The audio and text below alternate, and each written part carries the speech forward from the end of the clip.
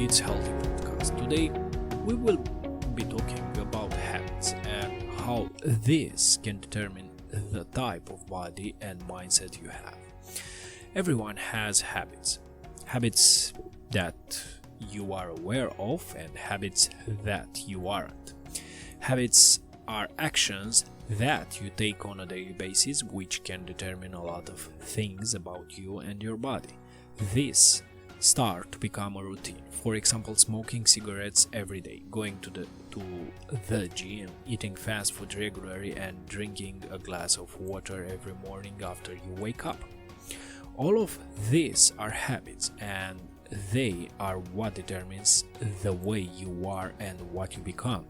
We have both good and bad habits. Everyone and everything can harm or help you, but the power lies in your hands, and it is your decision to act accordingly. Even though this is the case, it seems that it is much easier to develop bad habits over good ones. Why? Take this as an example. If you smoke one cigarette per day, it will only be a short period of time before you start doing this bad habit unconsciously. At the same time, your lungs, blood, and brain will be negatively affected.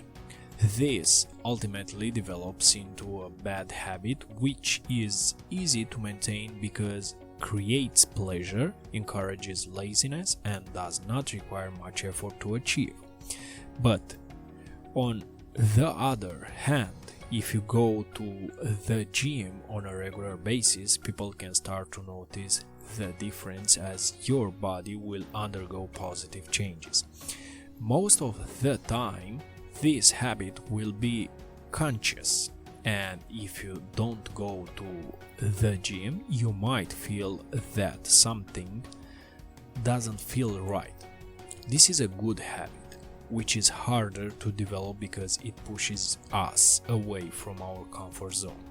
We become angry as these require more effort to maintain, causing us to dislike the situation.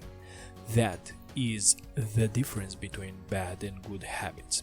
It is important you are aware that it is completely up to you to decide the habits you want to maintain, but also the habits you want to stop, which prevent you from bettering your mind and your body. Every time when you want to be certain in what you do, you have to do daily exercise for your mind to become a habit, and in this way you will feel the power of the habit. Let's say that starting today you will say positive affirmations to yourself such as I am smart, I can do this, I have a great job, I can achieve my goals, I will lose this amount of weight, and so on and so forth.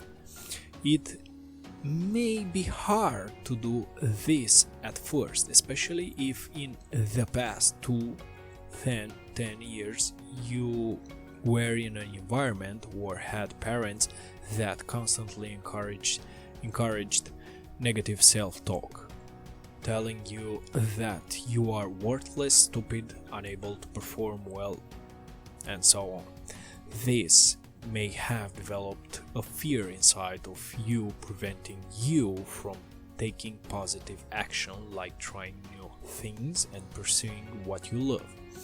It becomes a habit, a bad habit, as it is your choice to stay in that environment and listen to or believe what they say. It is a habit that you must work to combat so you can change yourself for the better. Begin by selecting some habits for your brain and do them daily. For example, starting from today, you can develop the habit of reading positive content such as motivational quotes or listen to inspiring people. You can even watch a documentary of someone's success. Stop listening to the negative that prevents you from growing. You can begin telling your family that you want to be happy, explaining they don't have to criticize all the steps you take to achieve your goals. When you set these small positive habits for your mind, you will start to see a major difference in your mood. If you don't believe me, just give it a try. After you've achieved these good habits for your mind, you can start developing and achieving good habits for your body. These are harder to achieve because they often involve pain and most of the time push you out of your comfort zone, making it much easier to give up. That's why it is very important to set your mind first, then try your best to attain good habits for your body. Don't forget that baby steps are very important in this process. Try to achieve one habit at a time instead of many in a short period of time. Doing too much at once is a recipe for disaster, which can make you feel disappointed in yourself and cause you to lose motivation. Instead, it is much more effective to devote yourself to one area and focus on the single outcome that you want. Achieve this first, then branch out to other habits you want to develop. Don't rush it and take your time, and most importantly, you need to make it happen by trying, taking action, and taking that first step. Also, if you want any help or advice, we're available for support.